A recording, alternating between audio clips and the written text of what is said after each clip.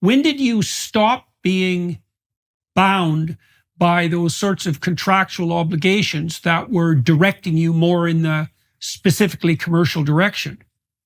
It's been probably 6 or 7 years at this point, and the way that relationship began to unravel was, for a long time, I played their game. You know, people think Nashville, Tennessee that's all the good country boys and girls, you know, and what they don't realize is Music Row, Nashville, Tennessee, it's owned by basically the same big three companies that own Hollywood. It's Sony, Universal, and Warner Brothers. And between those big three conglomerates, you got 90% of every record label wrapped up there. So it's the same ideology of the Hollywood companies, just now in Nashville.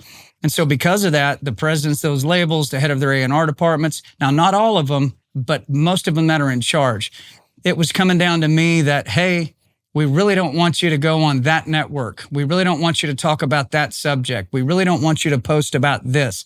Hey, John, we need to have a meeting. This is too controversial. And I played that game with him for a while because, you know, you got a lot on the line there, man. I mean, you've been working at this your whole life. You've got records coming out. You got band and light guys and sound guys and bus drivers and, you know, all kinds of people's income depend on you maintaining your career. And so I played that game for a little while, but at one point it got to the point where I said, you know what? My two sons were getting old enough to really start paying attention to me. They're 14 and 12 now. At this point, they were probably 7 and 9. And I said, well, what kind of example is that for me to set for these boys? I mean, I'm going to sit here and rant and rail against the system and how bad it is, but then I'm going to shut my mouth and put on my gear and walk down the red carpet with these people and go in here and do what they're telling me to do. So at that point I said, so my integrity is for sale and my freedom of speech apparently is for sale. It has a price tag because that's the game I'm playing right now. And when my boys got old enough where I realized they saw what I was doing, it hit me really hard, man. I mean, really hard, because if it's this bad for me, what's it going to be like for my boys when they grow up and leave? They're going to run right into the buzzsaw, and their blueprint is, well, how did Dad handle it? Well, Dad just rolled over and kept taking the paychecks, what Dad did, so I guess that's the right way to do it. I said, yeah, we're not going to let that happen.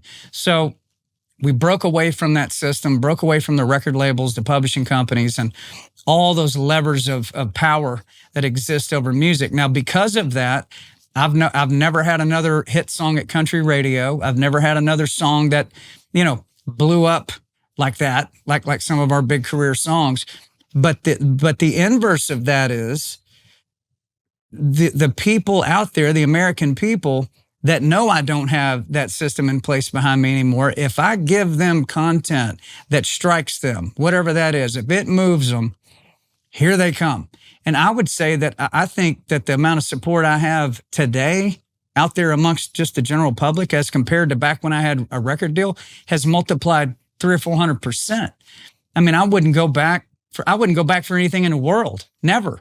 And so as far as freedom goes, Dr. Peterson, I've never been more free to do what I want to do than I am right now. And I will say that a song like Revelation, like I said before, if I still had a contract like that, you guys would have never heard it. And to me, that is disconnecting, that is short-circuiting what God's plan is for me and for the abilities he's given me and the talent and the opportunities he's given me.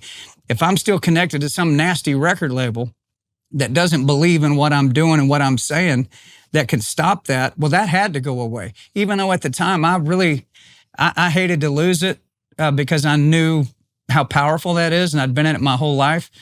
But it wasn't too long after that, a matter of weeks, that I realized, wow, I'm actually free at this point. I'm actually a free man. I can say whatever I want, sing whatever I want, promote it however I want to.